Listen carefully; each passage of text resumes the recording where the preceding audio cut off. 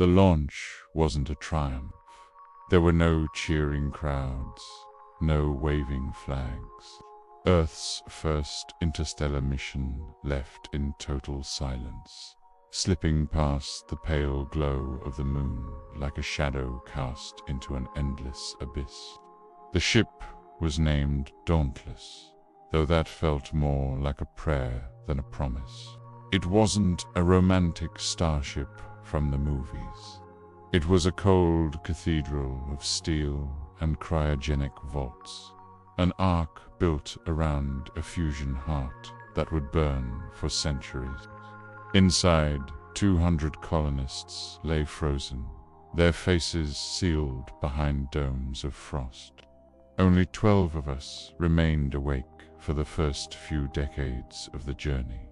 We were the navigators, the caretakers, the watchers in the void. Bar destination, Proxima Centauri b, a small, cold world orbiting the nearest star.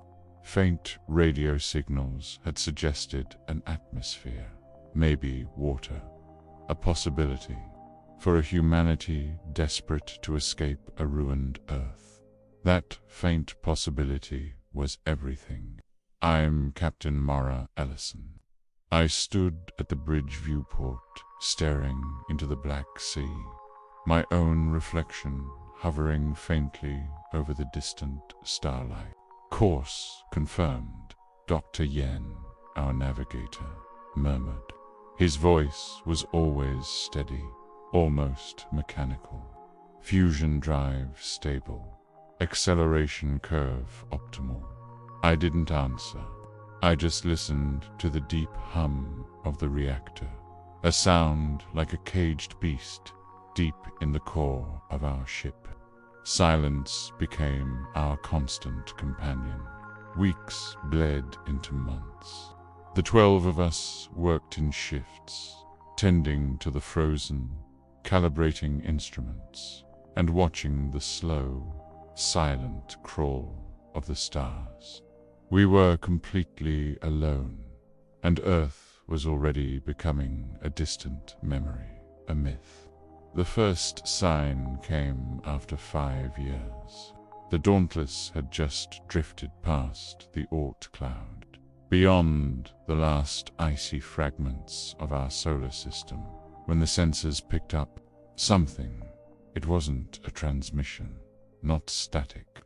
It was a whisper in the electromagnetic band, a faint, rhythmic pulse against the crushing silence of space. It's artificial, Dr. Yan said, his eyes hollow from sleepless nights. It's patterned, deliberate. I frowned. From Earth, he shook his head. No, it's ahead of us. Coming from the direction of Proxima. Those words sank into the crew like ice.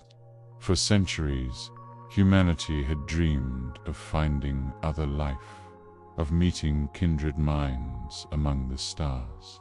But this first contact wasn't a greeting. It felt like a warning, echoing from the very world we were trying to claim. As the decades dragged on, paranoia began to fester like a disease. Dreams turned violent. Crew members whispered about hearing voices in the static of seeing shapes moving in the observation decks of the frozen colonists twitching in their sleep. I held the crew together with an iron will, telling myself it was all just hallucinations, tricks of the void. But in my private logs, I admitted the truth I couldn't say out loud. Something is waiting for us at Proxima, and it knows we're coming. By the time the Dauntless finally fell into Proxima's gravity well, our crew was down to 7. Some had gone mad.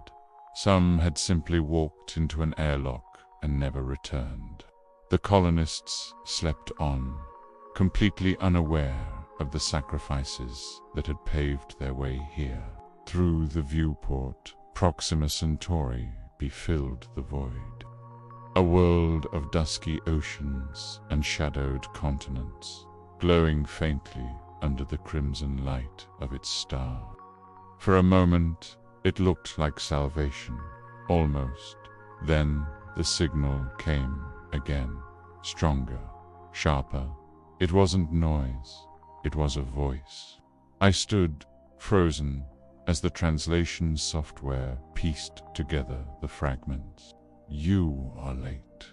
The crew exchanged terrified glances. The voice was neither human nor machine, but something in between, as if spoken through 1,000 mouths at once. "The ground is prepared. The vessels are ready. Take your places." My throat went dry. What do you mean, vessels?"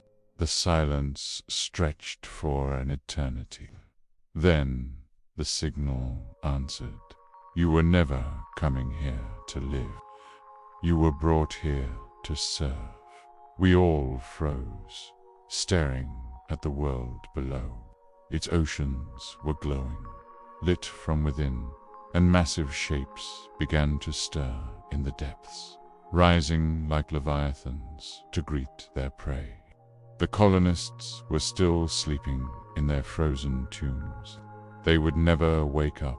I knew, with a chilling clarity, that Earth's first interstellar mission wasn't a journey of discovery. It was a delivery, and the Dauntless had arrived right on time. If you were captivated by this story of interstellar dread, make sure to hit that subscribe button and ring the bell.